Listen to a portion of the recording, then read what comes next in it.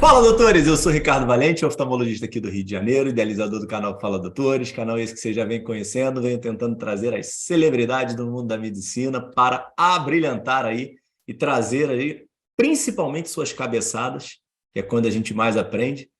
E hoje, uma grata surpresa que eu conheci aí um mestre meu aí no curso de liderança do CBO, doutor Alexandre Rosa, médico oftalmologista, especialista em retina, grande representante do norte do país, sabe tudo de inovação depois das suas várias indas e vindas aí pelo Vale do Silício, podemos chamar aí um quase embaixador da Startse. Então, um baita de um fenômeno, uma baita de uma história aí, já aprendi muito com ele, espero que vocês aprendam também. Fala, doutor Alexandre, tudo bem?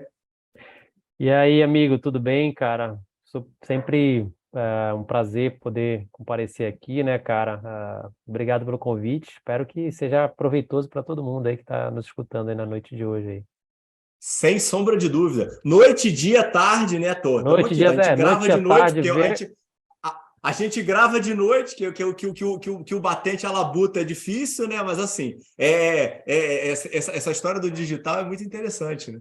Qualquer hora do dia. Eu tenho pensado em começar aqui a fazer umas. Na verdade, eu tenho começado, não, já comecei há um tempo, mas eu vou te falar que eu estou procrastinando, que é de legendar em mais idiomas aqui. Por enquanto ainda não está legendado, preciso trazer isso para o inglês já, mas é uma promessa aí que eu tô em dívida aí, mas vou fazer, vou fazer. Mas vamos é, nós, vamos nós. esse negócio Fale, grande do, doutor Alexandre. Fala, perdão, te interrompi. esse negócio do digital mesmo, a gente realmente tem que se policiar, né, cara? O certo é a gente falar bom dia, boa tarde, boa Total, noite, né? Acho que é isso mesmo. Mas vamos lá, total, cara. Isso toca aqui é aí. impressionante. Me diz o negócio. Hum. Início de tudo. Da onde que você sai? Como é que é? Eu acho fundamental a gente ter essa estruturação aí de origem familiar, acesso, esporte, escolas. Conta um pouquinho aí como é que foi tua infância, da onde você sai primeiramente, especificamente, e como é que era a tua constituição familiar, irmãos, presença de pais e tudo mais. Legal, cara. Bom, acho que é a primeira vez que me faz essa pergunta, viu, Ricardo? Então, eu vim de uma família bem humilde, cara, aqui no Pará. Eu sou paraense, né? Nasci aqui. Minha família sempre foi uma família muito lutadora. Meu pai morreu muito cedo. Ele faleceu quando eu tinha 12 anos.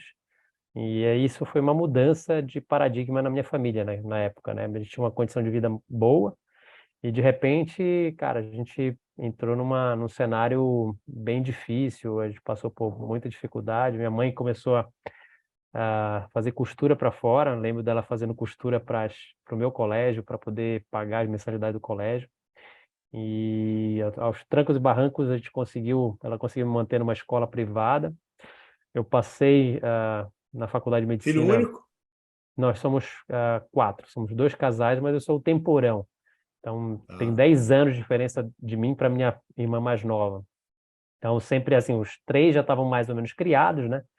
E eu estava aham. com 12 anos, ali meio na fase adolescente, quando veio essa porrada que a vida nos dá, né? E aí, assim, mas sempre fui muito apegado nos estudos, sempre fui muito focado, apesar disso tudo, todo esse... Esportes? Cara, esportes na adolescência eu nunca fiz muito, porque eu gostava de esporte quando era moleque, assim, antes, até os 10 anos, depois virei míope, né? 2 graus de miopia, comecei a usar óculos, aí, putz, minha carreira de esportista foi pro saco. Aí acabei não indo fazendo tanto esporte, né, na minha adolescência, mas acabei indo para o mundo da música. Então, sou um baterista, né? Durante a adolescência, toquei bateria numa banda de cover dos Beatles. A gente fazia cover dos Beatles. Tinha o cabelo maior e tal. E assim, casa era uma loucura, né? Porque quem toca bateria sabe, né? Que toda o barulho vai para casa do baterista, né? Porque não dá para você levar a bateria para vários locais, né? Então todo mundo, a zoeira era lá, né? Tem o pessoal com guitarra, com teclado. E coitada, minha mãe sofreu, viu? Sofreu Teus irmãos bastante. moravam junto nessa época ainda? Não, cara, porque assim, como eu já tinha 15 anos, a minha irmã mais nova já estava com 25, então já tinha casado, meus irmãos já eram mais velhos, Entendi. então todo mundo já estava fora de casa. Basicamente era eu que estava em casa. Então, só tua mãe que sofria mesmo. Só ela, coitada. Eu lembro dela esmurrando a porta do quarto eu tocando lá, né, treinando, ela esmurrando, Alexandre, naquela época não tinha celular, né? Alexandre, telefone, tô te ligando. Vá, vá, vá, vá. E mas foi um período legal, cara.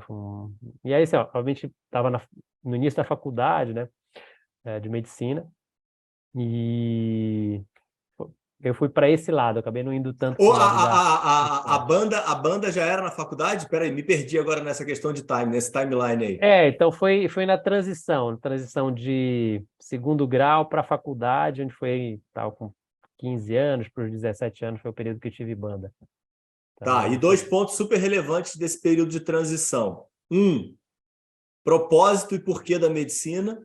Como é que hoje, olhando para trás, ou até a tua resposta sim. passada, né? Na época, né? Porque a gente muda, né? Por que escolheu e se tinha aí alguma crise nesse momento aí de vestibular, de estudos, dificuldades, ocorreu tudo bem dentro do teu planejamento? Então, cara, eu sempre tive a ideia de ser médico, assim, foi uma coisa que, cara, eu nunca em nenhum momento da minha vida tive a intenção de fazer outra coisa. É, não sei de onde surgiu esse desejo, né? Eu vi o meu irmão, eu lembro quando era sei lá, com 8 anos de idade, ele passando no vestibular de medicina. Então, acho que isso teve um impacto forte. Então, eu via ele indo para a faculdade e tal. Então, mas antes disso, eu já falava em ser médico. Então, assim, foi uma escolha muito natural fazer medicina. E apesar de todas as dificuldades, eu acabei passando muito bem, passei em 10º lugar na faculdade aqui, né, na época.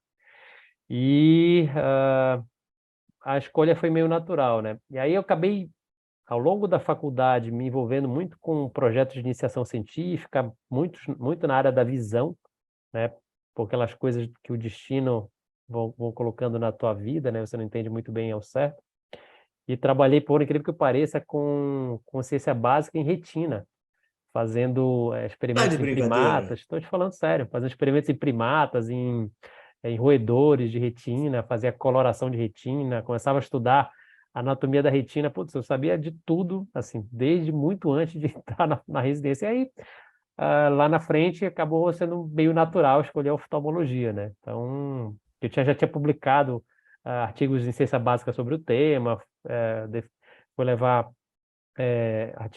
pôster para árvore, enfim. Então, foi uma coisa meio natural ir para oftalmologia depois de ter entrado na medicina.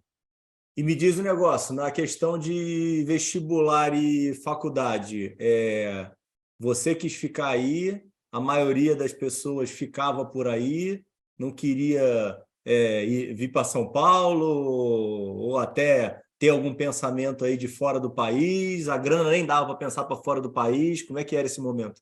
Então, como eu te falei, cara, foi um período muito difícil de grana mesmo, né? Então, assim, era o que dava, né? Passar na Universidade Federal, era o que o dinheiro cabia, né? Então, tinha dinheiro para ir para a faculdade e voltar, era o que dava. Então, assim, não tive a opção de ir para fora, né?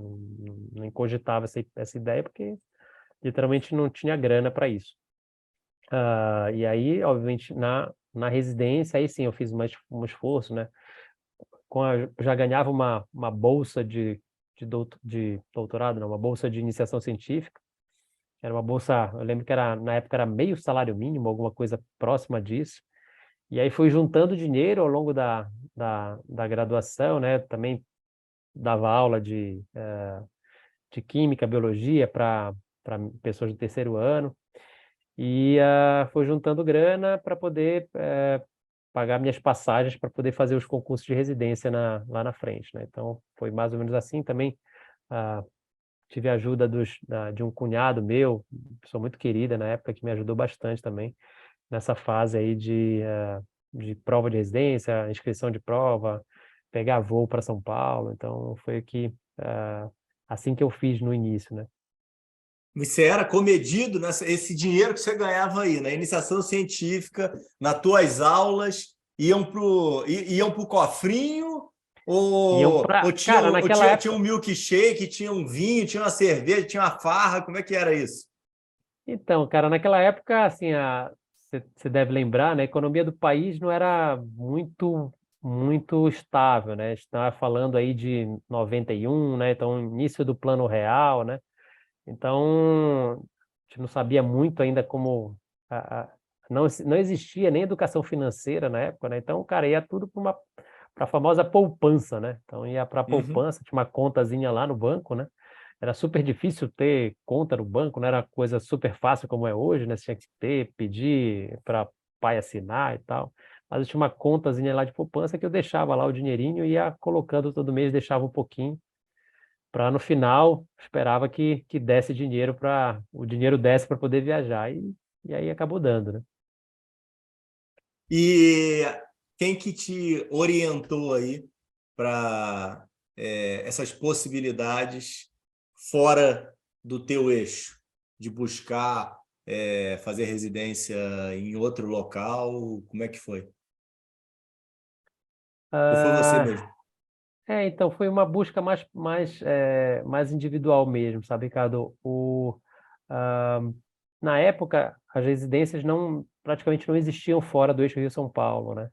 Então, as grandes residências eram ali São Paulo, Rio, Minas Gerais, né? Então, para você ter ideia, naquela época, eu acho que aqui no Pará só tinha residência de clínica médica. Hoje que a gente já tem outras opções, né?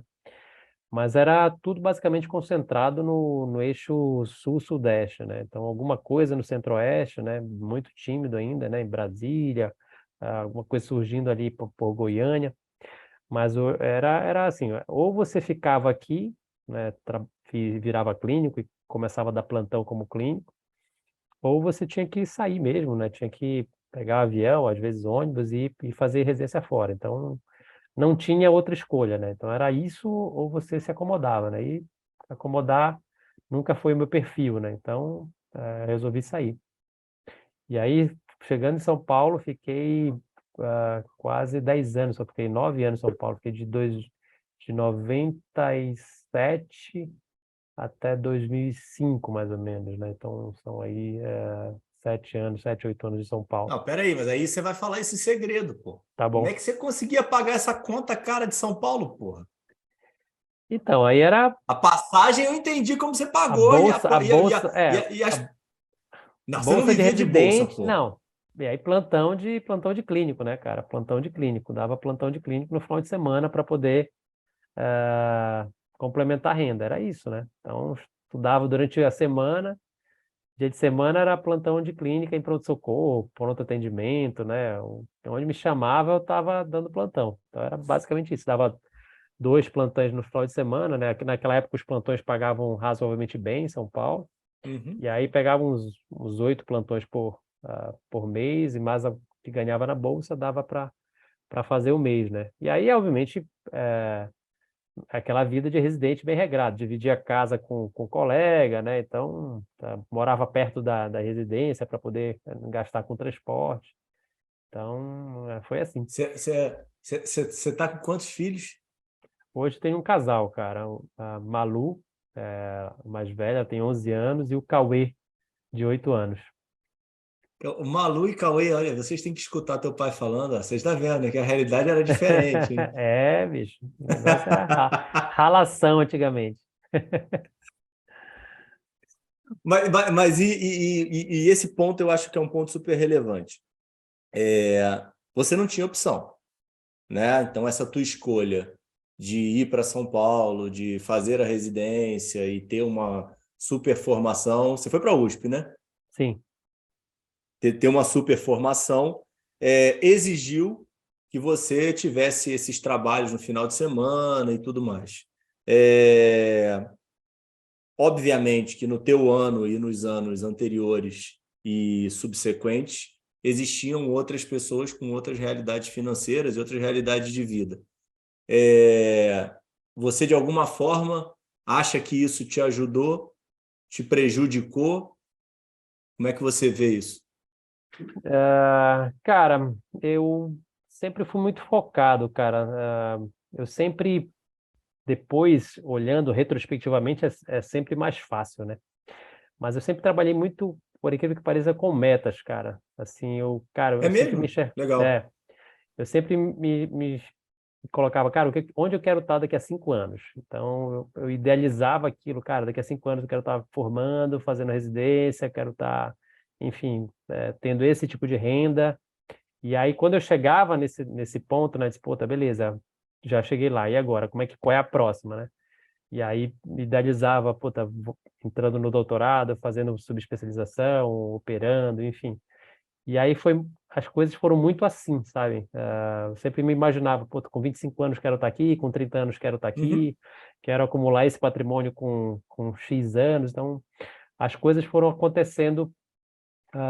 Hoje eu entendo que isso foi importante para me manter num caminho, né? Mas obviamente eu Total. não fazia ideia que podia fazer sentido, né? Mas para mim era a única maneira que eu conseguia, naquele meu mundo lá de dificuldade, de problemas Aham. financeiros, né, de ter uma família com vários problemas, de ter olhar para um ponto só, né, sem me perder olhando para os lados, né, olhando para as dificuldades que aconteceu todo dia e tentar focar, cara, eu quero aquilo e vou atrás disso. Pô, beleza, para isso precisa o quê? Precisa estudar para tirar boas notas? Então, beleza, vamos lá, vamos fazer isso. Então, era isso que E, esse era o meu e, foco. essa, e essa ida para São Paulo tinha apoio familiar ou você se transformou num completo insano na família? O que que você está inventando de ir para São Paulo? Não, não, cara, porque assim, o meu irmão, ele já tinha desbravado, vamos dizer assim, essa realidade, Ah, né? tá. Então, na Entendi. época dele, ele já tinha feito isso, já tinha, no caso, ele fez cardiologia, né? Ele já tinha feito, passado no concurso de residência, então ele já tinha desbravado Entendi. esse matagal, já tinha cortado esse mato, né? Então, eu não fui o primeiro a fazer isso. Então, na Obviamente, verdade, tinha uma pressão, né? em termos, né? Teu irmão levantou o sarrafo, né, pô? Exatamente. Tinha uma ideia de como fazer, né? Então, olha, dá para fazer por aqui, né? Então, era isso que eu tinha que fazer. Então, e o meu irmão também sempre foi um cara muito focado em estudar também. Foi um cara muito excelente aluno, sempre passou super bem colocado também onde prestou prova. Então, tinha uma pessoa com que eu podia me espelhar, né? Olha, cara, ele fez, deu certo, Uhum. dá para fazer. Então, foi E por o aí. teu, e o teu, e o teu pensamento quando você termina a faculdade e vai para São Paulo, para a USP, para fazer oftalmo, era um pensamento acadêmico tradicional? Você não tinha muitos exemplos de empreendedorismo, clínicas por Não, aí, né? não, cara, mas aí assim, aí o que é legal é olhar o que foi construído, sabe? Eu sempre pensei na academia também, né, de fazer pós-graduação, fazer doutorado, porque eu tive muito essa vivência durante minha graduação, né?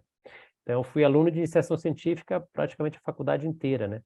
Uhum, Então, isso construiu em mim uma um raciocínio clínico, a capacidade de ler um artigo científico, interpretar de uma forma legal, de poder trabalhar com estatística, de fazer uma revisão bibliográfica. Puta, a gente está falando década de 90, né? Fazer revisão bibliográfica uhum, era coisa assim, super ultra difícil, né? Você tinha que ir na biblioteca para procurar as revistas para tirar xerox dos artigos. Aí eu lembro da gente escrever carta para os autores, pedir para ele mandar uma cópia do artigo, aí você chegava, putz, olha, chegou o artigo do fulano.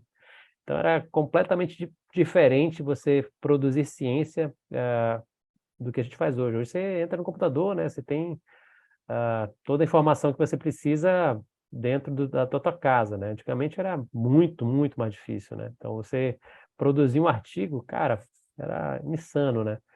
Você fazer uma planilha, cara, ou um gráfico, putz, eu lembro de papel milimetrado, a gente ia lá contando os quadradinhos lá para colocar os gráficos, cara, fotografava, a gente gerava esses gráficos ah, impressos, né? Imprimia, colocava na parede, fotografava esses gráficos para poder mandar para os artigos, era assim, quando a gente olha para trás, vi que era insano, cara, você produzir Não, completamente não, peraí. E você ainda piora mais ainda toda a situação, né? Porque semana passada você estava apresentando para a gente lá aquele produtor de conteúdo de inteligência artificial, né? Aí você vira exatamente. completamente, dá uma bicuda na mesa, né? Fica todo mundo assim, baratinado. O que esse louco tá falando, né? Cara, é assim. E olha, assim, a gente está falando de que 30 anos, né? 30 anos, então falando de Aham. 30 anos atrás, né? E aí você olhar, cara, como era completamente diferente, né?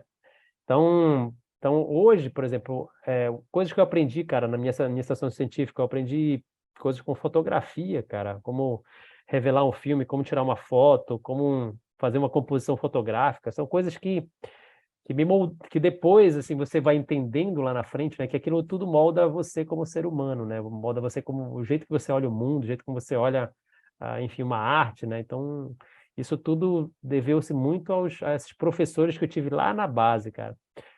Tive um professor sensacional durante a minha formação acadêmica, na verdade dois caras muito brilhantes, que um é o Luiz Carlos, que infelizmente faleceu alguns anos atrás, e o outro é o Cristóvão, que há alguns anos foi até reitor da universidade, e eram pessoas assim, completamente fora da curva, completamente assim, muito brilhantes,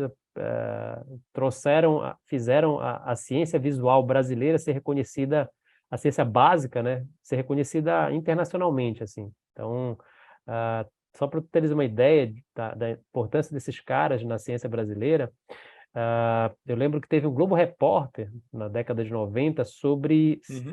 sobre a visão.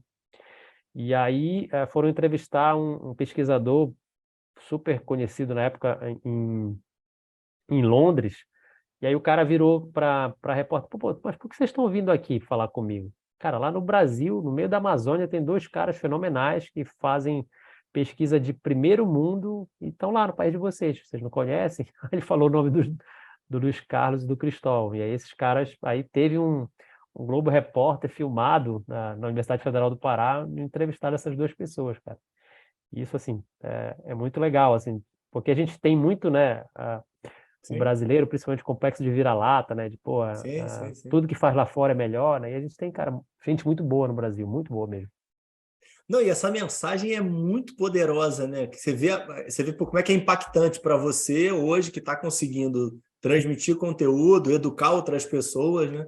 O papel do professor, né? O papel da pessoa que faz mesmo diferente e faz aquilo com amor, né? É, De não e, é a- meio que uma obrigação, né? e aí, cara, assim, eu ouvi uma coisa esses dias, né, que eu achei realmente sensacional, falando de um paciente falando para mim isso, cara, o papel assim, das pessoas, né, da academia, né, é você deixar um pouquinho do teu conhecimento, né, plantar uma sementinha, né, e você acaba se tornando, assim, entre aspas, né, imortal, né, porque o conhecimento que Aham, você deixa, ele vai se perpetuando, né. Então, cara, a gente pensar, por exemplo, na oftalmologia, né, nomes como, pô, Hilton Rocha, né, que construiu gerações de oftalmologistas, né? Então, pessoas sim, brilhantes que vieram depois dele, né? Então, próprio professor Rubens Belfort na Escola Paulista, Newton Cara José na USP, né?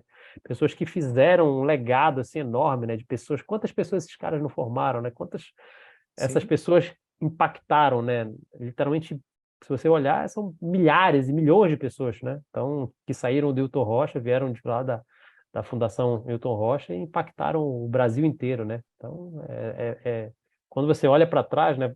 Quando você está fazendo, você não entende muito, mas quando você olha para trás, né? Você vê que tudo é uma construção mesmo, né? Então, a academia, você ter a possibilidade de ensinar alguém, né? Não só na academia, mas, enfim, em qualquer outro cenário, né?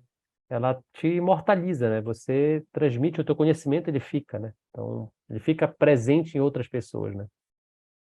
e me diz o negócio, o que que foi é, chegar em São Paulo, chegar na USP, um outro universo, um outro mundo? Como é que isso foi impactante para você?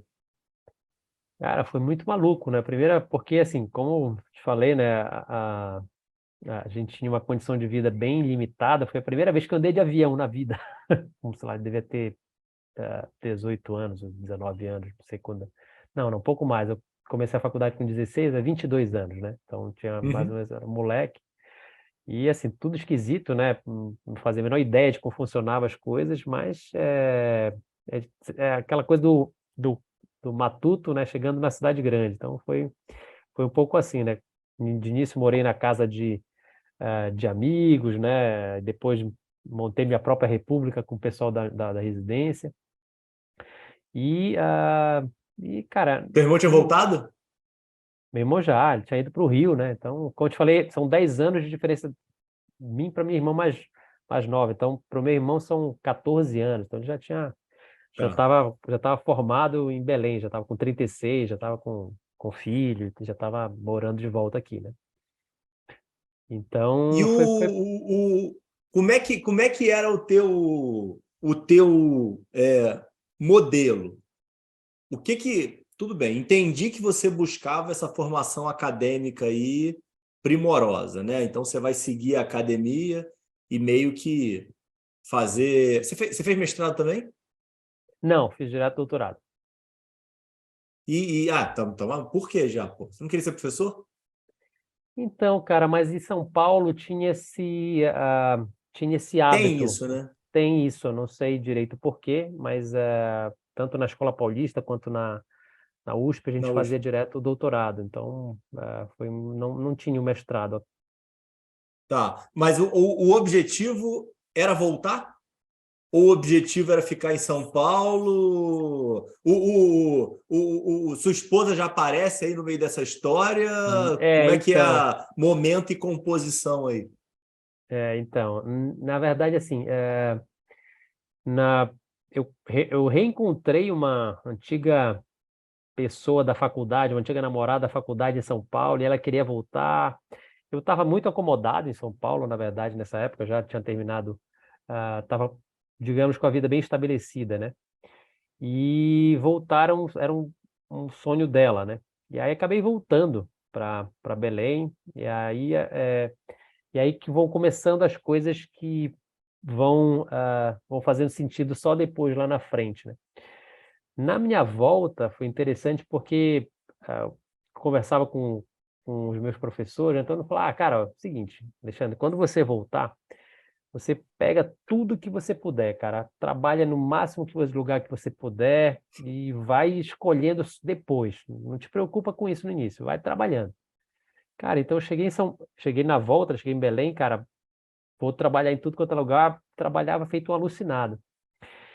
E uma das coisas que depois, olhando, a gente começa a entender é que 2 anos depois dessa maluquice, acabou que eu me divorciei dessa pessoa que eu tinha reencontrado, né?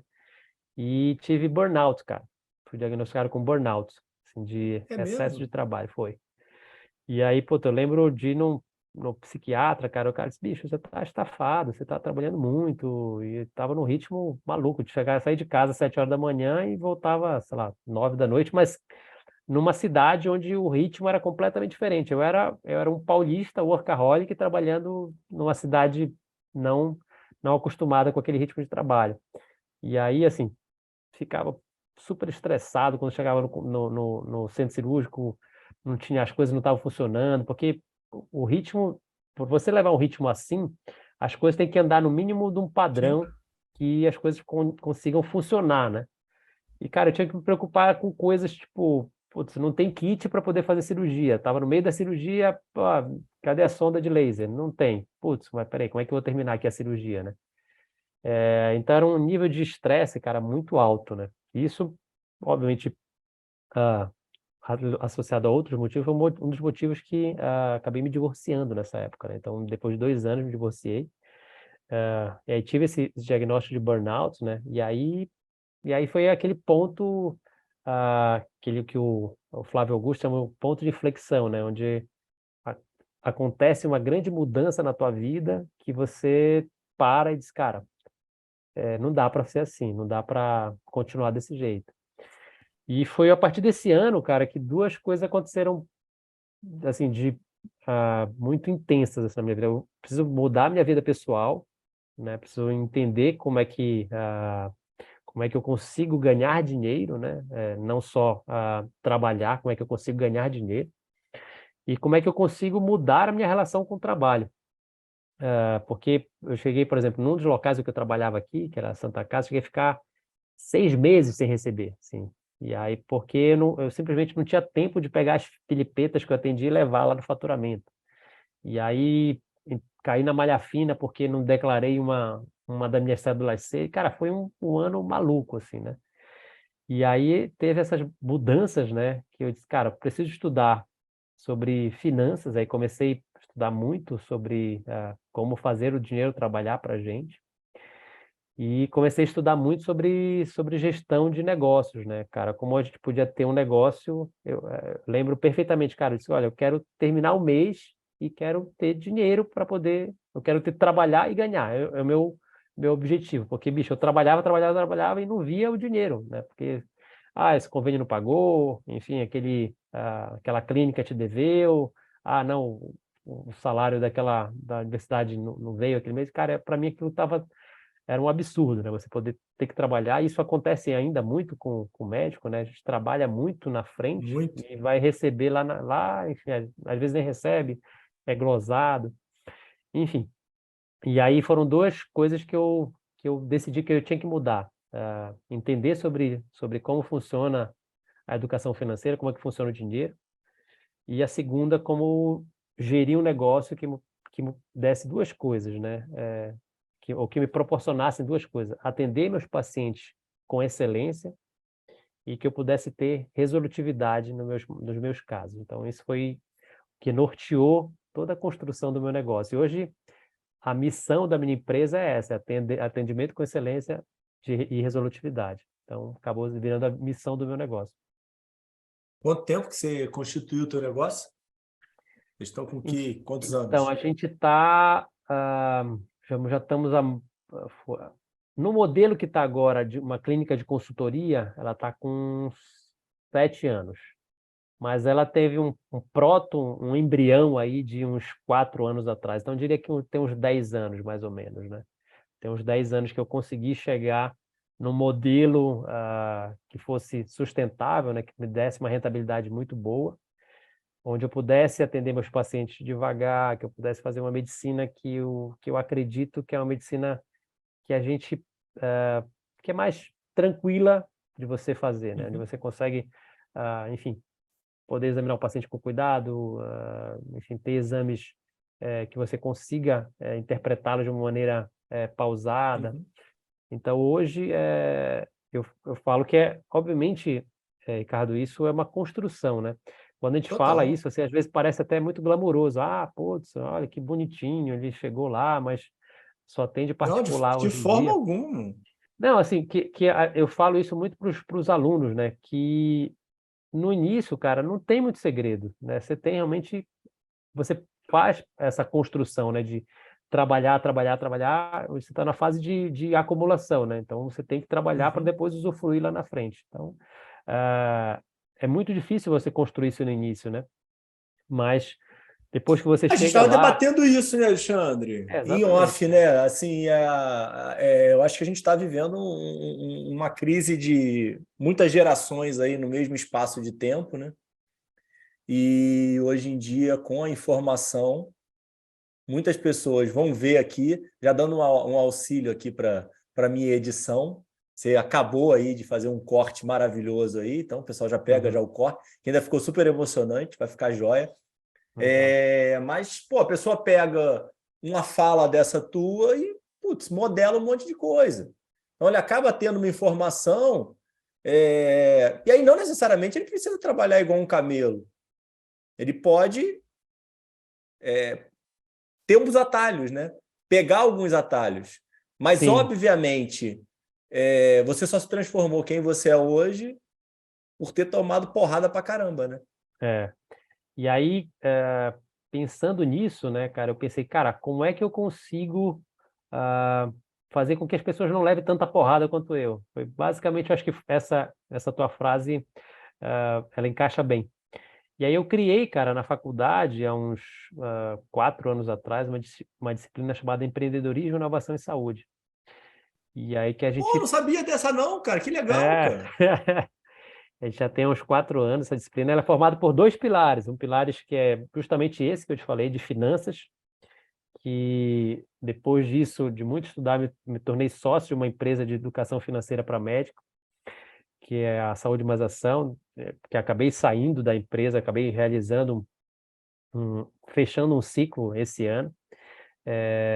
E aí quem cuida desse módulo dentro dessa disciplina é o Francinaldo, que é um cara brilhante também, que recomendo que você bata o papo com ele, é um cara muito legal.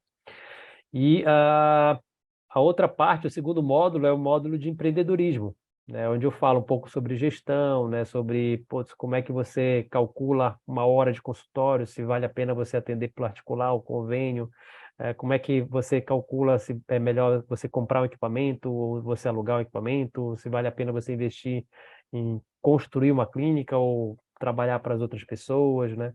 Como é que a gente modela uma startup, né? Então, é uma disciplina que eu tento criar, eu sempre falo para os alunos, né? Tento criar para eles a noção, cara, isso aqui é uma alfabetização. Eu vou te mostrar que nem o mito da Cara, caverna de Platão. brilhante. Mito, obviamente você sabe o mito da caverna de Platão, né? Então, cara, existe um mundo lá fora desse da medicina, né? Fora da tua caverninha aqui, que é completamente diferente disso que você está vendo, né? Completamente diferente de histologia, de anatomia, de fisiologia, de bioquímica. Existe um mundo que fala de literatura, de empreendedorismo, de gestão, e você precisa olhar para esse mundo. Você precisa sair dessa caixinha, você precisa sair dessa caverna.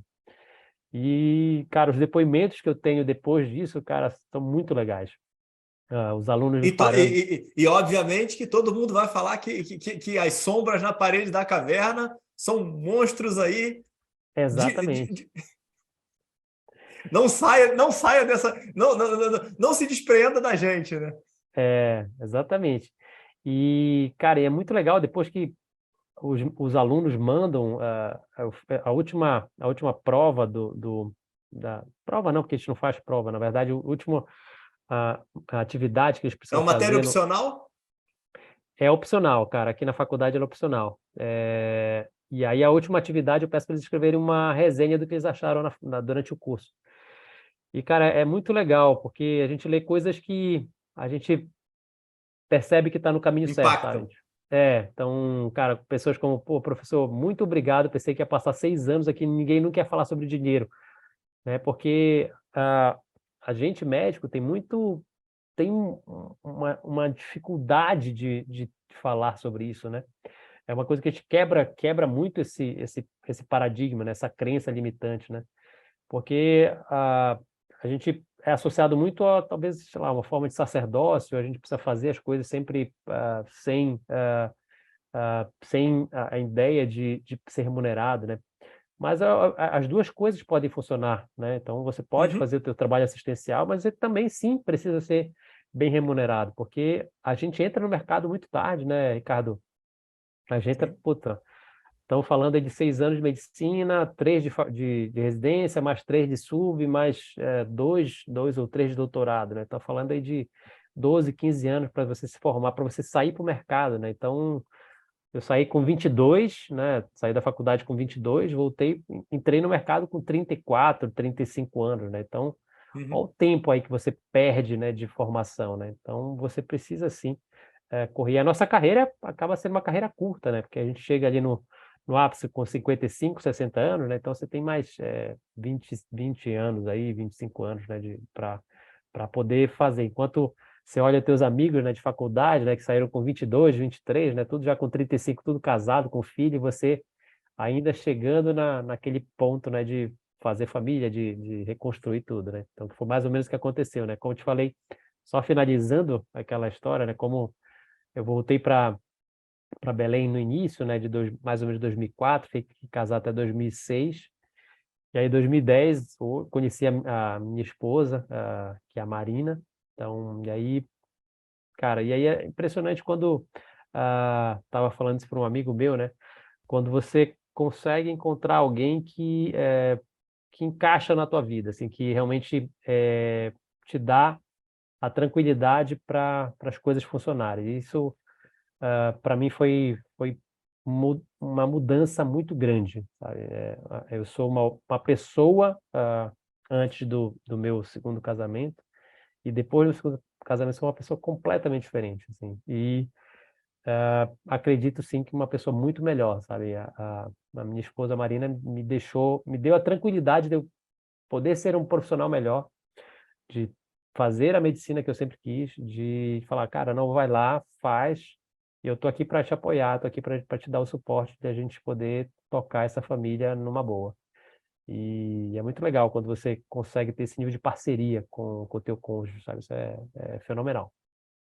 Ô, Marina, eu vou mandar esse episódio para você antes do Natal, pô. Esse episódio aqui só vai sair em janeiro, pô. Isso aqui é um sacrilégio, pô. Ô, o cara faz uma declaração de amor dessa, poxa vida. Não é possível que eu não mande para. Vou ter que mandar para ela antes, pô. Ah, Agora, legal, cara. Muito bacana, muito e bacana. é engraçado, cara, assim, que a Marina, ela assim, ela foi uma pessoa que se reinventou ao longo da carreira, sabe? Ela é dentista de formação, ela fez mestrado em neurociências, e aí, assim, cara, ela foi aluna desses mesmos meus professores que eu te falei lá atrás, ela foi aluna do Cristóvão. E aí depois ela entrou na área de gestão, ela fez MBA em gestão, fez Dom Cabral, enfim, fez outros cursos de gestão, e hoje ela trabalha comigo, cara. Hoje toca a operação lá na Pô, que Retina Pro. bacana. E aí, cara, foi uma segunda coisa que eu aprendi depois. E aí, nada contra nós homens, né? Mas as mulheres, cara, têm uma visão de negócio muito diferente do que a gente tem, sabe? Eu sempre fui muito Verdade. cartesiano. Putz, olha, a empresa toca assim, tal, números. Ó, vamos olhar aqui o EBITDA, vamos ver como é que está a nossa margem, vamos olhar nosso lucro líquido, eu olhava sempre para os números e ela entrou, cara, um toque de inteligência emocional, cara, que transformou, sabe, o jeito com que a gente trabalha, sabe, Ricardo? Isso eu já falei para ela publicamente outras vezes, e a mulher, ela tem uma sensibilidade que a gente não tem, assim. Por exemplo, ela colocou coisas que eu nunca, como gestor, ia pensar. Então, por exemplo, hoje os uniformes das meninas da clínica que são uniformes impecáveis, assim, tão bonitos, andam com salto e tal, com saias diferentes, com blusas diferentes. E aí uma coisa que ela me falou que me marcou muito. Se eu não tiver vontade de usar esse uniforme, elas também não vão usar, né? Então, para elas se sentirem bem, elas têm que se sentir bonitas. Então, e aí, cara, a gente mudou. Putz, hoje no banheiro tem um mega espelho, tem kit de maquiagem para todas as meninas, sabe? Eles fizeram curso de maquiagem, curso de oratória, enfim, sabe? Foram outras coisas que agregaram e que fizeram o negócio ter uma cara diferente, sabe? Então, hoje a gente tem uma empresa onde as pessoas realmente se conectam com o nosso grande propósito, que é atender as pessoas com excelência e resolver o problema delas. Então, as pessoas têm isso. Então, os nossos colaboradores têm esse DNA de entender que lá a gente faz muito diferente. A gente tem uma hashtag que a gente fala que isso aqui é Retina Pro, né? Então, o nome da minha empresa chama Retina Pro. Então, isso aqui a gente faz assim porque a gente quer ser excelência em tudo, né? E isso funciona para tudo, cara. A gente usa essa máxima para tudo. Então, aquela coisa tipo que a gente sempre ouve, não, mas não dá para fazer assim, mas não dá por quê? Não, porque sempre foi assim. Cara, com a gente não funciona. A gente não, não, então a gente vai fazer. Então é o que a gente gosta. Então a gente vai fazer. A gente vai fazer diferente porque aqui a gente faz diferente.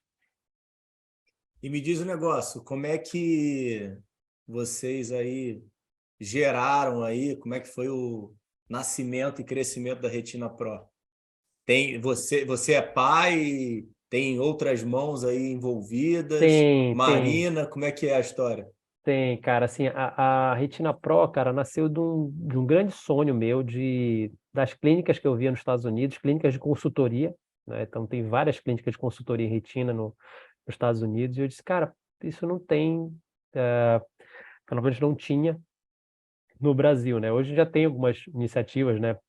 Próprio em São Paulo tem a clínica do André Maia, tem algumas outras iniciativas parecidas, mas na época não tinha nada parecido, assim, né? Então eu disse, Mas cara, você eu foi quero trazer. buscar isso, cara? Ou você... Foi, foi assim. A ideia era Foi? essa. A ideia era fazer uma clínica de consultoria, onde você, sei lá, você é um cirurgião oftalmo geral, olha, tem um problema de retina aqui, vou mandar para esses caras, eles vão atender o meu paciente, vão resolver o problema e vão me mandar de volta. Então, até hoje a gente tem muito isso, né, de o paciente ter o dono dele, que é o oftalmo geral dele. Então, ele vai fazer uma catarata, olha, beleza, volte lá com o seu oftalmo, opere com a sua catarata. Olha, você precisa passar um óculos, você pode fazer aqui, mas você tem o seu médico para isso. Então, a gente troca muito com o médico que nos encaminha, né? Porque a gente acredita que o nosso grande cliente é o oftalmo geral, né? Então é esse cara que manda Uhum. pra gente, né? Porque é difícil, assim, obviamente a gente já tem Mas um você certo nome. percebeu isso, Alexandre? Isso era uma dor tua? Você estava Sim, perdendo o paciente ou não estava recebendo encaminhamento? Como é que... não, é porque teve eu lembro de uma das palestras que eu assisti na Academia Americana de Oftalmologia, que falava que para um retinólogo sobreviver, ele tinha que ter 9 oftalmos gerais encaminhando para ele. Então, ou você tem uma opção, ou você trabalha num grupo grande, né? Ou você Uhum. trabalha num grupo grande, que você tem que construir uma clínica gigantesca para ter 9 pessoas, ou você faz o inverso, né? Como os caras tinham feito lá, né? Você cria uma clínica onde as pessoas podem encaminhar para você e você vai encaminhar essas pessoas de volta, né? Então você vai dar o diagnóstico, olha, essa pessoa tem isso aqui, a conduta é essa aqui, mas volte com o seu médico para ele poder lhe acompanhar junto também. E foi uma tacada muito grande. Em 5 anos a gente dobrou de tamanho. A gente começou numa sala de 150 metros quadrados, 150 a 180 metros quadrados. E ano passado a gente inaugurou a nossa nova unidade, que a gente tem 500 metros quadrados, já com centro cirúrgico. Então, foi bem bacana a gente poder ter essa. Não, peraí, quem é a gente, pô? Fala aí, bota esse barco aí, pô. Bota esses Ent- componentes aí, é, pô. Então, tem quem trabalha lá hoje. Quem começou a clínica foi eu, a Thaís Mendes e o Edmundo. Eles que Uhum. compraram essa ideia. Quando eu cheguei lá, cara, porque antes no consultório era eu e Edmundo e Luciana, que fazia oftalmopediatria, só que a Luciana acabou mudando de cidade, e aí a gente incorporou a Thaís na sociedade, né? E aí a gente falou, cara, vamos fazer uma clínica só de retina? Vamos. E aí fizemos, e mais para frente entraram 3 outros colegas, né? A Isabela, que é filha do Edmundo, que faz glaucoma, e 2 outros colegas que fazem retina também, que é o Luciano e o Renato. O Luciano é um menino assim fenomenal que teve oportunidade de ir para os Estados Unidos, ficou um tempo lá com a Zélia. E o Renato é um recém-egresso da Paulista, também fez doutorado, inclusive defendeu o doutorado recentemente, foi para a França, ficou um ano lá. E eu sempre tive a ideia, Ricardo, de poder trabalhar com pessoas, ah, de preferência tão boas ou, se possíveis, melhores do que eu. Então, eu sempre quero ter gente boa do lado. Então, a gente poder ter pessoas que vão somar no teu negócio, cara, eu acho que aquela velha frasezinha que a gente escuta, né? Então, se você quer ir mais longe, vá sozinho, mas se você quer, desculpa, se quer ir mais longe, vá acompanhado, mas se você quer sozinho, você Mais vai mais rápido. rápido, né? Uhum. Eu sempre quis ir mais longe, sabe? E eu acredito que você ter pessoas boas do teu lado, cara, que tá todo mundo olhando na mesma direção, faz todo sentido. Então, eu não tenho muito medo de ter sócios, né? E aí, eu estudei muito o modelo de crescimento do BTG, né? Da XP, da própria Startse, né? Que faz isso, que é o modelo de partnership, que é o modelo que a gente adota lá, sabe? A gente, cara, se você é bom, se você faz sentido, não é melhor você vestir a mesma camisa que eu estou vestindo e a gente olhar todos numa mesma direção e eu aproveitar os talentos que podem estar aqui, em vez desse cara estar fazendo uma outra coisa fora daqui, ele vai estar querendo estar aqui do meu lado, olhando na mesma direção e a gente remando junto. Então, eu sempre penso assim, entendeu? Se tem uma pessoa que é muito boa, eu quero essa pessoa do meu lado. Então, não quero essa pessoa sentada em outro lugar. Então, quero que ele fique junto comigo. E vocês trazem eles depois de um tempo para dentro da sociedade? Exatamente. Essa é a ideia. Então, todos eles começaram a gente brinca que é como se fosse um trainee, né? Então, você Uhum. começa assim, como um colaborador, trabalhando, a gente vê se dá match, né? Se aquele namoro vai dar casamento, né? E aí, Uhum. depois disso, a gente fala, olha, você quer entrar? Então, beleza. Tá aqui as condições, faz sentido para você? Faz sentido. Então, vamos junto? Então, vamos junto. Então, é isso. Então, a gente tem hoje as nossas metas bem estabelecidas já para os próximos anos, né? Então, todo mundo compartilha do mesmo sonho, do mesmo desejo, né? Isso é muito legal. E me diz o negócio, onde é que aparece aí a tua busca aí pelo Vale? Como é que você vai trazer a inovação aí, que você é um fenômeno aí nas Então, suas cara, pois é, palestras? a questão do Vale, cara, ela surgiu muito quando eu precisei fazer, ou pelo menos participar da primeira startup que eu participei, que foi a RedCheck. A RedCheck hoje tem um modelo muito interessante, que é o modelo de laudos à distância. Então, modelo de telelaudos, né? E aí, cara, eu pensei, cara, eu preciso conhecer mais desse mundo, né? Preciso entender mais como isso funciona. E aí comecei a participar de eventos de inovação. E aí participei do meu primeiro Startup Weekend, que na época era patrocinado pelo Google, em São Paulo, lá uns 5 anos atrás, mais ou menos. E E aí, tinha cara, esses eventos em Belém? não, em São Paulo. Não tinha ainda. Tá. E aí fui para São Paulo participar do Startup Weekend, participei de um, dois, e aí entendi como funcionava esse negócio de hackathon, né? Como é que você tira uma ideia do papel e transforma ela num MVP para construir um negócio. E aí eu disse, cara, beleza, de onde é que veio isso tudo? Qual é o cenário que tem mais isso pujante no mundo? E aí conheci o pessoal da Startse, né?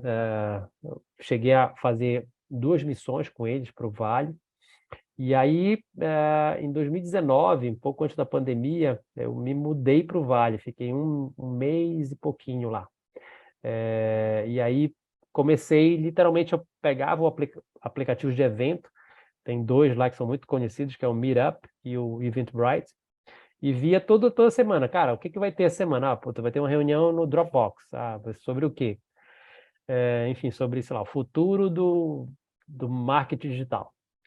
E aí depois eu entendi que aqueles eventos, na verdade, não eram eventos para ter uma palestra. Na verdade, eram eventos para conhecer pessoas. E aí isso Uhum. fez a minha cabeça, puf, onde no final você tinha sempre pizza e cerveja, né? Então você sempre tinha uma cerveja para quebrar o gelo e pizza para que era uma comida que você podia comer em pé. E o que eles queriam, na verdade, era trocar ideia com você, entendeu? Pô, entender, cara, como é que um cara de saúde pode contribuir com o meu negócio de varejo? Como é que um cara de varejo pode contribuir com o meu negócio de, sei lá, de construção? Como é que um cara de educação Uhum. pode trazer uma informação que pode ser. E aí isso foi muito legal, cara. Como é que ele Porque, gerava essa diversidade, cara? Como é então, que cara, um cara como é que chegava a informação? Tudo bem, você estava lá com esse objetivo, mas mas pô, é tudo pelo aplicativo, cara? a grande maioria é aplicativo, cara, e funciona muito as pessoas se convidando, entendeu? Funciona muito isso, cara. E isso é a cultura da cidade funciona muito assim, sabe? Você tem muito evento. São Francisco é uma cidade que tem muito desses eventos, assim, abertos, assim, sabe? Então, eu fui em E tinha evento, essa sei lá, diversidade? tinha, cara. Você ia lá sei lá, conheci gente sei lá, da Namíbia, pessoas da Etiópia. Aí você vai conhecendo algumas estatísticas do Vale, né? Por exemplo, Mas a grande 50%. maioria é programador, né? Não, tinha. Obviamente, assim, como médico, acho que eu era sempre o único. Mas tinha muita gente assim, de marketing, de vendas, porque as pessoas realmente fazem essas conexões lá. E as pessoas vão nesses eventos também para caçar oportunidades, entendeu? Então, porque, sei lá, às vezes você pode ter uma ideia, olha, sei lá, estou querendo criar uma startup de inteligência artificial com blockchain. E as pessoas se conectam muito lá. Isso foi realmente que explodiu minha cabeça lá. Então, as pessoas te conectam com outras pessoas. Então, olha, eu estou querendo fazer um negócio de IA, de inteligência artificial. Cara, você sabe que eu conheço um cara que ele trabalha na Google e ele está trabalhando um negócio parecido com esse. Eu vou te ajudar, eu vou te mandar um e-mail. Cara, eu conheci tanta gente lá, assim, literalmente assim. Olha, não, eu conheço alguém que pode te ajudar nisso aí. E o Vale é um local onde essa coisa que você esconde as coisas, sabe, que a gente tem às vezes no mundo corporativo, de multinacional, não funciona, cara. Se você tem essa mentalidade lá, não funciona, tá? Sabe? É uma mentalidade de cooperação mesmo, sabe? As pessoas acreditam nas pessoas e vão te dar e é aquela coisa, cara, vamos fazer agora. Então, olha, eu tenho esse exemplo. Uma vez eu estava passeando com um amigo meu lá, e aí estava um ano antes, 2018, eu tinha ido para lá eu acho que tinha sido a Academia Americana, enfim, tinha ido alguma ida para São Francisco, e aí estava com esse amigo meu lá, e aí esse cara, pô, tô precisando ano que vem vir para cá, passar um tempo. Aí esse cara, vamos olhar então, vamos olhar umas casas aqui, vamos olhar. Cara, mas a gente não tinha que ir naquela reunião? Não, não, cara, aqui no Vale é assim, cara, a gente não deixa para amanhã, não, vamos resolver agora. Vamos Uhum. procurar casa e é uma coisa que depois disso mudou as coisas que eu sempre faço, né? Eu sempre tento acelerar as coisas mais. Putz, a gente sempre tenta essa coisa de procrastinar, né? De, pô, não, deixa para amanhã, eu vou passar aquele e-mail depois, vou ligar só amanhã. Cara, faz agora, resolve logo, tira da frente, né? Essa mentalidade de cooperação, fazer as coisas rápidas e velocidade de execução foi uma coisa que ficou na minha cabeça desse período que eu fiquei lá. Então, foi bem bacana. E aí, como é que você implementou essa bagagem aí que você vinha adquirindo e principalmente esse mês aí que você ficou imerso? Bom, tiveram duas coisas que Tem, eu... tem uma diferença gigantesca, né? Que às vezes as pessoas não percebem, né? Essa aquisição de conteúdo aí que você teve, às vezes vai quase pro Vale do Suicida, né? É, Vira vento, né? exatamente. Bom, eu sempre fui uma pessoa muito focada em tecnologia, sempre gostei de ser early adopter em tudo, né, de utilizar por primeiro um novo aplicativo, Uhum. um novo sistema e tal. Isso é uma coisa que eu consegui implementar, inclusive na empresa, a gente adota as mudanças de uma maneira muito fácil e muito rápida. Então, eu chego lá, galera, olha, a gente vai usar esse sistema a partir de agora, porque eu vi que ele tem essa facilidade aqui. O time fala, cara, mais uma mudança? Beleza, mas vamos lá, vamos tocar. Então, o time absorve muito essa questão de implementação rápida e fazer coisas ágeis. Então, isso foi uma coisa que eu aprendi de lá e consegui implementar na empresa.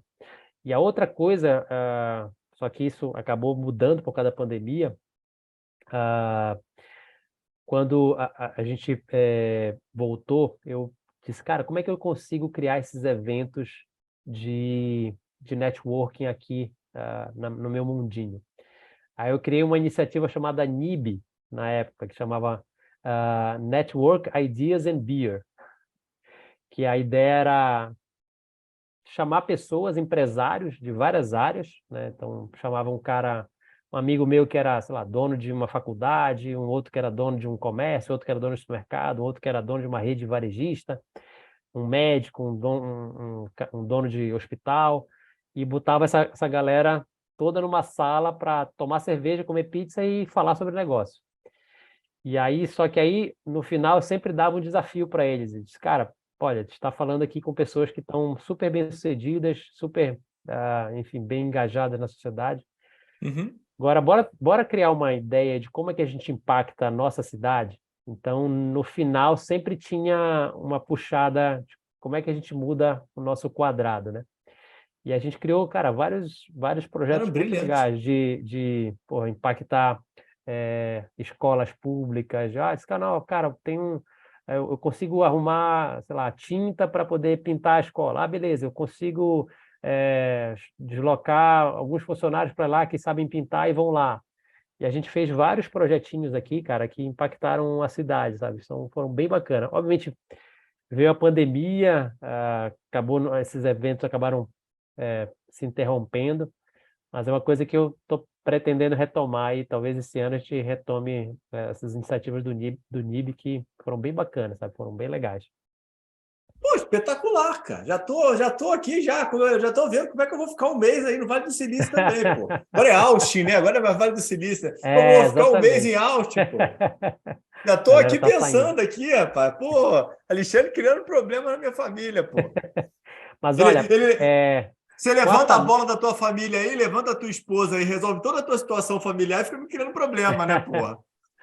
Agora, cara, é um lugar muito legal para ir com a família, viu, cara? Assim, os meus Não, você moleques não ficou um mês com adoraram. a família, não, ficou? Fiquei, cara, um mês com a família lá, levei todo mundo, cara. Tá de Gato, cachorro, brincadeira. papagaio, sério, foi todo mundo para lá. Não, peraí, pai. E, Não, peraí. Então desenvolve mais isso daí, pô. Agora eu já fiquei mais interessado ainda. Como é que então, foi isso, cara? Você fechou a clínica um mês, cara? Não, a clínica Foi de continuou. férias? Como é que foi isso, cara? Tirei férias, né? Então, juntei Tá. grana, né? Aluguei uma casa lá, uma casa num bairro bacana, aquelas casinhas estilo vitoriano, sabe? Típica de São Francisco. E aí, assim, Aham. ia para os eventos, né? Aí eu falei, obviamente, para a Marina, olha, eu vou vir aqui, obviamente, para a gente aproveitar a cidade também, mas durante a semana eu vou estar envolvido nesses eventos de inovação e tal, vou estar consumindo esse conteúdo. Estamos acordados? Estamos acordados, estamos no acordo, beleza. E São Francisco é uma cidade muito legal para criança, sabe? Cara, tem museus espalhados na cidade inteira, zoológico é muito legal. Eles curtiram muito a cidade, então foi um período muito Cara, você fez um bacana. mês sabático familiar, cara. Isso é um Foi, fenômeno, cara. cara. Foi É o meu muito ídolo, legal. cara. Então, foi muito bacana, cara. Até hoje eles lembram dessa viagem, sabe? As crianças adoraram a cidade. A gente andava de bicicleta ali na região da Orla de São Francisco. Pô, foi muito bacana, muito bacana. Foi um mês sensacional, cara. E aí todo mundo perguntava, né? Quando eu disse, cara, eu vou para São Francisco. Ah, beleza, você vai lá na UCSF, vai conhecer algum serviço. Cara, não vi nada de oftalmologia. Não fui para um encontro de oftalmologistas. Fiquei só consumindo coisas de tecnologia, enfim, aproveitando, aí te falando, voltando àquela história do mito da caverna, né? Aproveitando para conhecer outro universo, né? Que a gente não tem a oportunidade de conhecer lá. E aí você conhece, cara, iniciativas fenomenais. Por exemplo, uma das que eu conheci lá é a Hobelton. A Hobelton é uma escola de programação onde você se matricula e você não paga nada durante a sua formação, e você só vai pagar quando você consegue o primeiro emprego, sabe? Assim, Legal. modo completamente diferente de fazer negócio. Tem um outro lugar que eu acho fenomenal lá, chama Draper University. A Draper University, eles chamam que é uma universidade do empreendedorismo. Então, você se matricula na Draper com uma ideia e você fica lá, se não me engano, são 6 a 8 semanas, e você sai com o seu produto pronto, que eu achei fenomenal. Então, eles falam, sei lá, você quer criar, sei lá, um device que faz a leitura de imagem de retina. Não sei, isso é um exemplo absurdo. Uhum, Aí uhum. ele fala, olha, para isso, Alexandre, você vai ter que ter essas competências aqui. Você vai entender sobre marketing, você vai aprender sobre modelagem impressora 3D, você vai aprender... E aí eles constroem o teu curso para você sair com o produto. E aí, no final dessas 8 semanas, você faz um pitch, você apresenta esse teu negócio para investidores Sim. de lá. E aí você pode sair com o teu venture capital de lá, com o teu dinheiro já para modelar a tua startup. Então, é uma universidade de criação de negócios, cara. É muito legal. Me diz um negócio, você pergunto, você já encontrou aí o teu certo work-life balance? Você já está aí caminhando para um equilíbrio dentro das pontes de importância da tua vida? Ou está distante? Já, Como é que você vê isso? não, cara, eu diria que eu já estou bem próximo disso, né, cara? Eu estou chegando aos 50, cara. Eu estou com 49, esse ano agora de 2023 faz 50 anos. E a minha meta de vida, cara, era assim, quando eu comecei lá atrás, eu sempre te falei que eu trabalhava com metas, né? Era atingir a independência financeira aos 55 anos, né? Parar de trabalhar com oftalmologia aos 55 anos, onde era a minha ideia de pendurar chuteira. Eu acho que eu vou conseguir chegar nesse ponto mais cedo. Assim, a ideia é que eu pare já, talvez eu alguns anos já, a ideia é que em 2024 a gente mude de cenário. Então esse é o meu planejamento, pelo menos. E aí eu vou pivotar a carreira totalmente, né? Então eu vou parar de mexer com oftalmo e devo focar no empreendedorismo social, cara, que é uma coisa que sempre me motivou muito. Assim, quando eu entrei no Lideranças como aluno, tive a oportunidade de conhecer pessoas muito brilhantes, assim, que realmente mudaram o jeito com que eu penso das coisas, sabe? Uma das pessoas que eu conheci mais a fundo lá foi a Zélia, e eu lembro, assim, perfeitamente, assim, sabe? A gente sentado num táxi, a gente indo para o aeroporto, e aí, puta, veio um estalo assim na minha cabeça. Eu disse, cara, essa pessoa pega um avião dos Estados Unidos para cá, passa sei lá, 12 horas fazendo conexão para cá, para se doar pela oftalmologia, para criar pessoas, criar líderes que podem mudar ah, as coisas, como as coisas funcionam no Brasil na saúde ocular, né? O que que eu estou fazendo, né? Qual é o meu papel, né? Então, para mim aquilo foi uma Uhum. mudança de paradigma, sabe?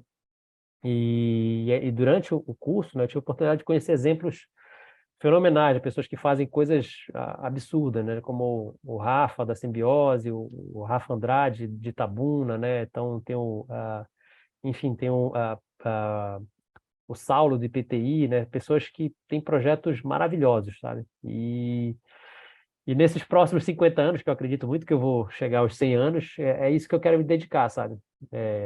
Gastar toda a minha energia para deixar um legado fora da oftalmologia, construir o meu cantinho melhor, sabe? Se eu puder impactar algumas pessoas que estão ao meu redor, né? Transformar a vida dessas pessoas para um lugar melhor, acho que já fez sentido, né? Já fez sentido ter passado por aqui. E fica por aí ou vira cidadão do mundo? Então, meu próximo sabático provavelmente vai ser esse, né? Stanford tem um curso só sobre mudança de carreira, que é um curso de 6 meses. Então, esse deve ser por onde eu vou começar. Então, devo começar por lá, passar 6 meses lá. E aí, a ideia é essa, que você você chega com a ideia, né, de o que você quer fazer para teu próximo passo de vida, né? E eles vão te fornecer as ferramentas para isso. Então, essa que está no planejamento está isso. Vamos ver o que o futuro nos reserva. Pô, bom isso, hein, cara? Gostei dessas ideias, hein? Botando É. várias caraminholas na minha cabeça, hein? Esse curso de Stanford é bem bacana, viu, Ricardo? Recomendo depois que eu também que Nunca ouvi você tem falar. depois eu te passo. Eu sei que você tem alguns projetos bem Não, ousados também de me passa em off, cara. Minha esposa não pode tá. saber disso, não. Mas olha, eles recomendam inclusive que você faça em casal, porque Pô, que legal.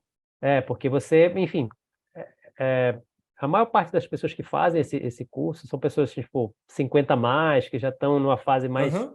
estabelecida, filhos ok, já tudo mais ou menos engatilhado, que realmente estão olhando para um outro cenário. Diz, cara, eu já dei minha contribuição de gás, né? Já formei Uhum. minha família, os moleques já estão encaminhados.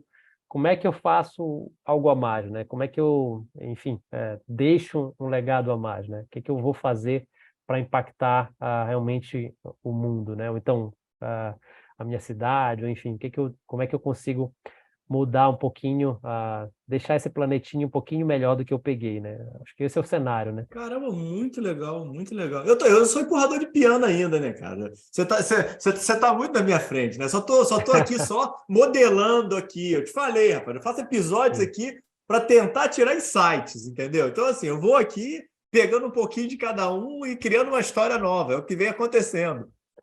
Cara, mas você tá nessa, Ricardo. Assim, em algum momento, cara, você vai chegar nesse ponto, entendeu? De que seja daqui a 5, 10 anos, mas você vai chegar nesse Uhum, ponto onde, sei lá, só a realização profissional já não te complementa mais, sabe? Não te completa mais. Isso acontece com todos nós, seres humanos, né? Quando a gente atinge um patamar, né? De, vamos colocar, entre aspas, não acho que essa palavra é um pouco pega, mas vamos colocar, talvez seja a única que a gente possa usar, né? De sucesso, onde você já conseguiu uhum. ter, sei lá, sua independência financeira, teu negócio já funciona sem você, né? Então as coisas já estão rodando, e aí você olha para o lado, né? Teus filhos estão criados, né? Enfim, já estão ou pelo menos encaminhados, já estão na faculdade, já estão. E aí, cara, você tem que ter outra coisa que te motive, né? Tem que ter outra coisa que te faça acordar de manhã cedo e, cara, vamos fazer isso aí. Eu acho que é por aí. Hoje, com o que você tem aí de background e de vida, o que que é o sucesso para você? Cara, sucesso para mim eu acho que coisa mais importante que, quando você atinge essa palavrinha, é você ter tempo. Eu acho que isso é o que o sucesso, ou pelo menos a independência financeira, ou pelo menos talvez até o que o dinheiro te compra. É tempo, sabe? Tempo de você poder chegar em casa mais cedo, ou então não trabalhar determinado dia da semana, ou então, enfim, ficar em casa com a família, poder curtir com eles, viajar, Uhum. e, enfim, eu acho que é isso, sabe?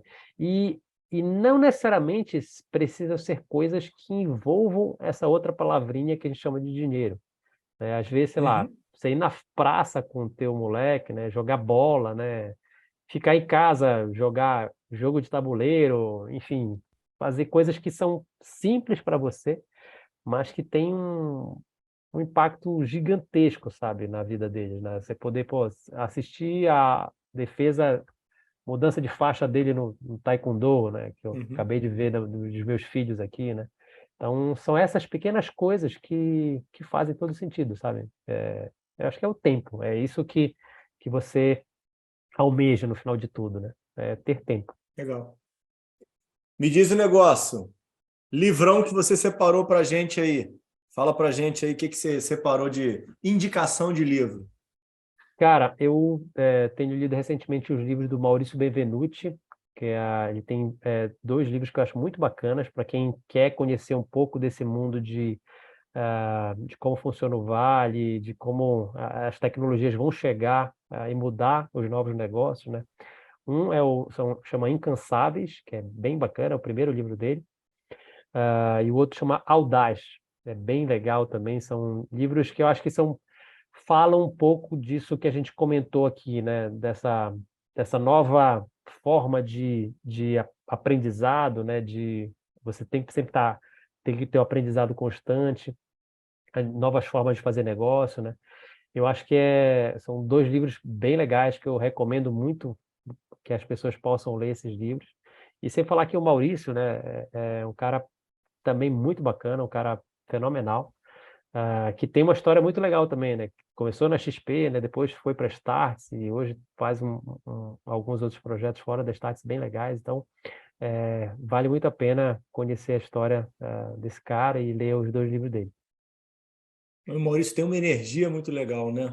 Cara, E ele é passa, um assim, cara eu não muito legal. conheço ele, já fiz alguns cursos já com ele da Start e assim a energia que ele passa, É, não sei se é ao vivo, né? Você deve ter tido a é, oportunidade de é, conhecê-lo. é isso mesmo, cara. Parece ser uma pessoa do bem, né? É isso mesmo, cara. Um cara muito, muito, muito diferenciado, cara. Vale a pena, né, mergulhar nesse universo que ele trouxe pra gente nos livros. Não, vou ser muito sincero. Vou te falar que eu tenho os dois livros, mas eu não li ainda, cara. Vou aqui botar aqui como meta aqui. Começa com o Incansáveis, cara. É bem legal, é bem bacana, vale bem a pena. O Audaz também é bem bacana, mas eu acho que faz assim uma lógica linear, sabe? Se você começar com o primeiro.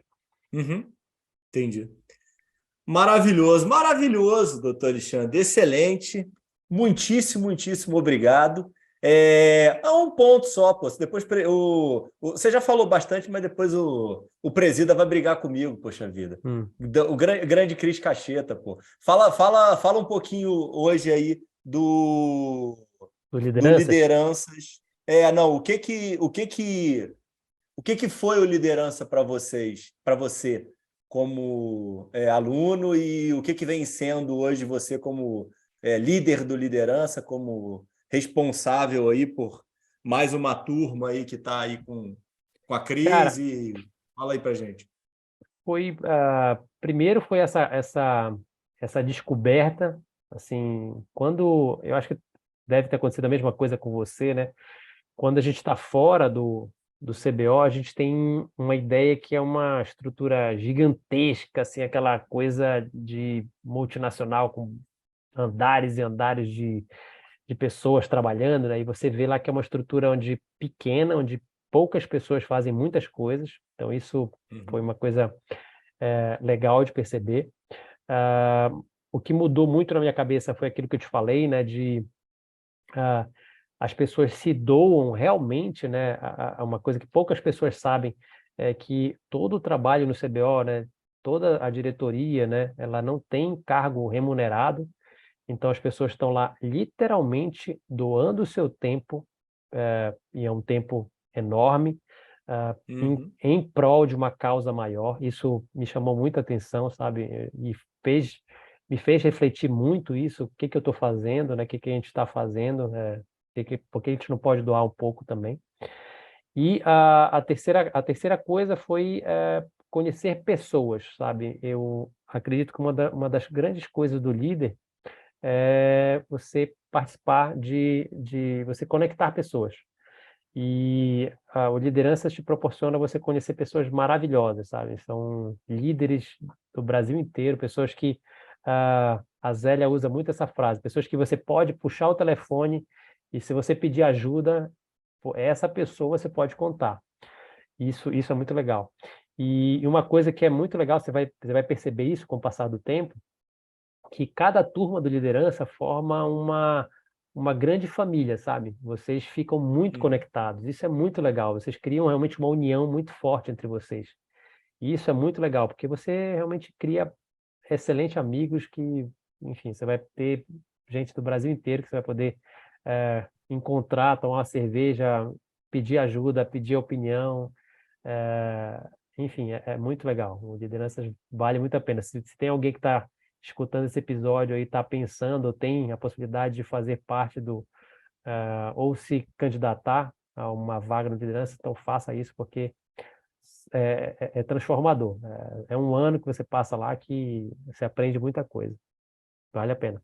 Eu concordo, pelo menos eu estou no início, né? Mas tem sido muito impactante, tem sido muito legal, sim, e parabenizo aí todos vocês que estão arrasando. Para a gente dar um desfecho, você já falou do teu planejamento estratégico, já deu já Um uma spoiler, hein? excelente aula aí. Não, não foi nem spoiler, pô. Já me deu, já peguei todo ele. Como é que você vê aí o planejamento estratégico aí para a nossa saúde aí, para a nossa oftalmologia nos próximos 5 anos? Como é que você vê que as mudanças vão acontecer? Você que fala tanto aí da inovação, tanto aí É. de muita coisa nova. Eu discuto isso muito com os meus alunos, sabe? Nessa disciplina de empreendedorismo, a gente fala muito sobre isso, né? A gente, foi até um exercício que a gente fez na última aula, né? O que que você espera do futuro? E as palavras são muito parecidas, né? Então, mais concorrência, mercado de trabalho saturado, as coisas vão piorar. A gente sempre tem a pretensão, pelo menos a ideia, né, de achar que o futuro vai ser pior do que o presente. Isso é uma característica do ser humano.